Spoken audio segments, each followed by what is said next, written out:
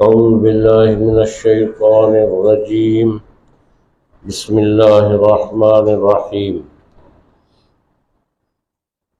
وإذ قال إبراهيم لأبيه آزر أتتخذ أصناما آلهة إني أراك وقومك في ضلال مبين۔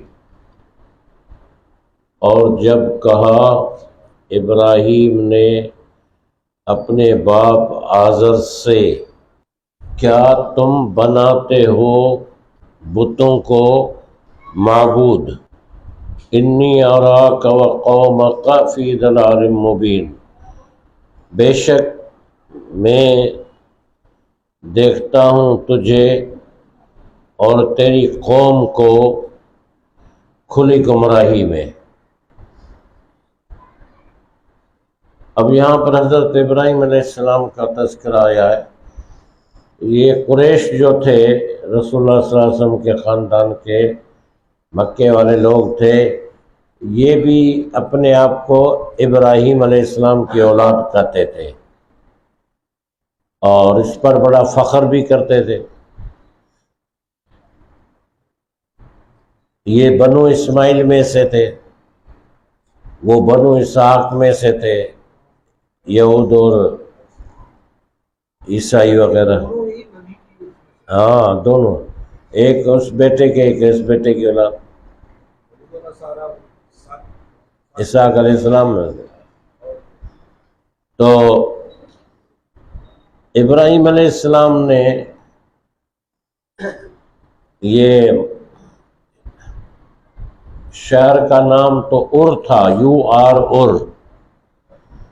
یہ بابل کے قریب تھا، عراق میں، عراق ہی ان کا اصل شہر تھا ابراہیم علیہ السلام، ملک۔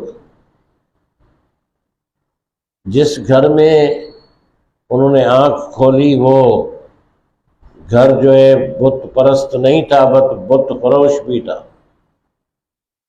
بت بنا کر کے بیچا کرتے تھے۔ اس ماحول میں انہوں نے آنکھ کھولی۔ اللہ تعالیٰ نے ارشاد فرمایا ایک جگہ ہم نے شروع سے ہی ابراہیم علیہ السلام کو رشد و ہدایت کا راستہ دیا تھا۔ اچھا، یہ نبی تھے تو ان کو تو یہ ہونا ہی تھا۔ تمام انبیاء علیہ السلام نے 40 سال کے بعد یا کسی نے پہلے یا بعد میں نبوت کا اعلان کیا ہے، لیکن اس سے پہلے بھی اللہ تعالیٰ نے ان کو گناہوں سے اور انسانی معاشرے کی گندگیوں سے محفوظ رکھا ہے۔ یہ تو نبیوں کے لیے، لیکن وہ انسان خوش نصیب ہیں جو بچپن سے جن کو دینی شعور آ جاتا ہے۔ یہ شعور اللہ تعالیٰ کی بڑی نعمت ہے۔ در جوانی توبہ کردن شیوہ پیغمبری، فارسی والے نے کہا ہے کہ جوانی میں اللہ کی طرف رجوع کرنا، نماز اور حج و زکوٰۃ یا دعا ذکر عبادت جوانی میں کرنا، بچپن میں کرنا، یہ نبیوں کا طریقہ ہے، نبیوں کا طریقہ ہے۔ بڑی نعمت ہے، بہت بڑی نعمت۔ ورنہ شیخ سعدی کہتے ہیں کہ 40 سال عمر عزیزت گزشت، مزاجے تو از حال طفلی نہ گشت۔ سعدی 40 سال تیری عمر کے گزر گئے لیکن مزاج تمہارا وہی بچوں والا ہے۔ کبھی کوئی بچہ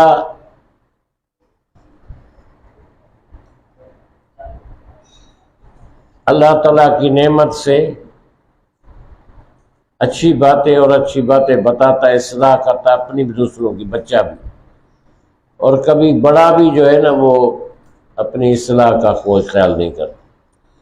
تو حضرت ابراہیم علیہ السلام نے جب آنکھ کھولی تو پھر انہوں نے دیکھا تو پہلے اپنے ہی باپ سے کہا، آزر سے، کہ تم بت بنا کر کے انہی کو اپنا معبود کرتے ہو، مسجد بناتے ہو، خدا بناتے ہو، انہی کو خود جو اپنے ہاتھ سے تم بناتے ہو، تو میں تو تمہیں اور تمہاری قوم کو کھلی گمراہی میں دیکھتا ہوں۔ ان کے چاچے ہیں یا باپ ہے آزر جو ہے؟ قرآن تو باپ کہہ رہا ہے نا، باپ کو چاچا بھی کہا جاتا ہے۔ وہ ایک ہی دفعہ نہیں کہ یہاں 5-6 دفعہ قرآن نے کہا ہے۔ کہتے ہیں کہ والد کا نام تعارف کا کہتے ہیں یہ تاریخی باتیں ہیں یا روایت مستند نہیں ہیں، لیکن قرآن پر ہم پہلے آئے نا، قرآن تو آزر کہتا ہے، نام بھی لیتا ہے۔ چلو چچا کو بھی باپ کہا گیا ہے قرآن میں ایک جگہ، اور باپ کہا نہیں گیا ہے اس کو پرٹیکولرلی، باپ دادا کے میں شامل کیا گیا ہے۔ وَوَصَّى بِهَا إِبْرَاهِيمُ وَيَعْقُوبُ لِبَنِيهِ يَا بُنَيَّ إِنَّ اللَّهَ اصْطَفَىٰ لَكُمُ الدِّينَ فَلَا تَمُوتُنَّ إِلَّا وَأَنْتُمْ مُسْلِمُونَ أَمْ كُنْتُمْ شُهَدَاءَ إِذْ حَضَرَ يَعْقُوبَ الْمَوْتُ إِذْ قَالَ لِبَنِيهِ مَا تَعْبُدُونَ مِن بَعْدِي، جب یعقوب علیہ السلام پر موت کے آثار نمایاں ہوئے، ظاہر ہوئے، تو انہوں نے اپنے بیٹوں کو بلا کر کے کہا کہ ما تعبدون من بعدی، تم کس کی عبادت کرو گے میرے بعد؟ قالوا نعبد الہک و الہ آبائک، انہوں نے کہا کہ ہم عبادت کریں گے تیرے رب کی اور تیرے آباء و اجداد کے رب کی۔ اب اس میں وہ کہتے ہیں چچا کو باپ کہا گیا ہے، قالوا نعبد الہک و الہ آبائک، تو سارے باپ تو نہیں تھے یعقوب علیہ السلام کے، چچا بھی تھے اور باپ بھی تھے، دادا بھی تھے، اس میں صرف کہا گیا ہے۔ لیکن یہاں قرآن میں کئی جگہ جب باپ کی بات آئی ہے تو اس سے انکار اخبار، خبروں اور تاریخ یا روایات کی بنا پر نہیں ہو سکتا۔ بیان تو یہ کیا جاتا ہے لیکن حقیقت یہی ہے۔ یہ بات سمجھتے نہیں ہمارے لوگ، وہ سمجھتے ہیں کہ رسول اللہ صلی اللہ علیہ وسلم نے فرمایا ہے کہ میں پاک پیٹھوں سے پاک پیٹھوں میں منتقل ہوتا رہا ہوں، یعنی نسل آپ کی، تو پاک سے مراد رسول اللہ کے خاندان اول سے آخر تک میں کوئی بے نکاح کوئی خاتون نہیں تھی، زنا کی بو نہیں تھی۔ باقی تو کفر جو ہے وہ تو نبیوں کے گھر میں بھی ہے۔ حضرت نوح علیہ السلام کی بیوی کافرہ تھی، حضرت لوط علیہ السلام کی بیوی کافر تھی، تو اس سے کوئی فرق نہیں پڑتا۔ اللہ تعالیٰ مردے سے زندہ کرتا ہے، زندہ کو نکالتا ہے، وہ یہی تو مردہ ہے، کافر مردہ ہے نا، اس سے زندہ نکالا۔ بنجر زمین سے خوشبودار پھول اللہ نکال سکتا ہے۔ یہاں بس بات یہی ہے کہ جیسے بغیر نکاح کے عیب سمجھا جاتا تھا نا، اس سے پاک ہے رسول اللہ، یہ بات ہے۔ وَكَذَلِكَ نُرِي إِبْرَاهِيمَ مَلَكُوتَ السَّمَاوَاتِ وَالْأَرْضِ وَلِيَكُونَ مِنَ الْمُوقِنِينَ، اور اسی طرح ہم نے دکھایا ابراہیم کو بادشاہی آسمانوں کی اور زمین کی، اور تاکہ وہ ہو جائے یقین کرنے والوں میں سے۔ اللہ تعالیٰ نے حضرت ابراہیم علیہ السلام کو بھی گویا معراج کی ایک شکل عطا فرمائی۔ ملکوت السماوات والارض کیا ہے؟ آفاق میں، آسمان اور زمین کے کناروں میں، اور آسمان کے کناروں میں اللہ تعالیٰ نے اپنی قدرت کی نشانیاں ان کو دکھائیں۔ پھر اس کا نتیجہ کیا نکلا وہ اگلی آیت میں. فلما جن علیہ اللیل رأى کوكبا قال هذا ربی فلما افل قال لا احب العافلین. پھر جب چھا گئی اس پر رات، رأى کوكبا تو اس نے دیکھا ایک تارا، قال هذا ربی ابراہیم نے کہا یہ میرا رب ہے. چمکتا ستارہ تھا، ستارہ پرست لوگ بھی تھے، تو انہوں نے کہا کہ یہ میرا رب ہے. فلما افل قال لا احب العافلین. پھر جب وہ غروب ہو گیا تو اس نے کہا کہ میں محبت نہیں کرتا غروب ہونے والوں سے. اصل میں حضرت ابراہیم علیہ السلام اپنی قوم میں پہلے یہ حجت قائم کرنا چاہتے تھے کہ تم ستاروں کی بھی پوجا کرتے ہو، شمس، سورج کی، چاند کی.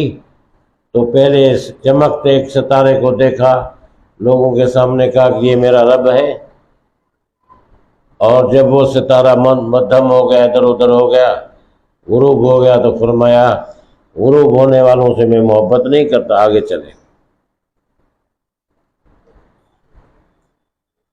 فلما رأى القمر بازغا قال هذا ربی فلما افل قال لئن لم يهدني ربی لأكونن من القوم الضالین.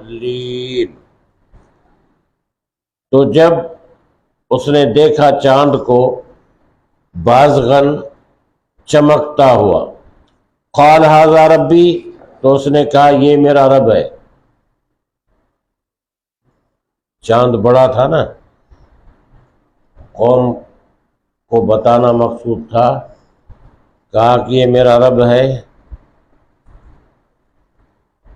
فلما افل جب وہ غروب ہو گیا، یا چاند بھی غروب ہو گیا، تو اس نے کہا اگر ہدایت نہ دے مجھے میرا رب تو یقیناً میں ہو جاؤں گا گمراہ لوگوں میں سے. پھر انہوں نے ستارے کے بعد جو ہے وہ دیکھا زیادہ چمکتا ہوا چاند کو، فرمایا کہ یہ میرا رب ہے.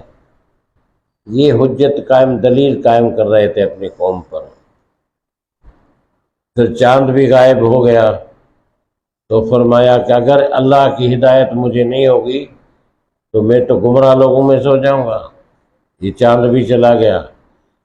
فلما رأى الشمس بازغة قال هذا ربی هذا اکبر فلما افلت قال یا قوم انی بریء مما تشرکون.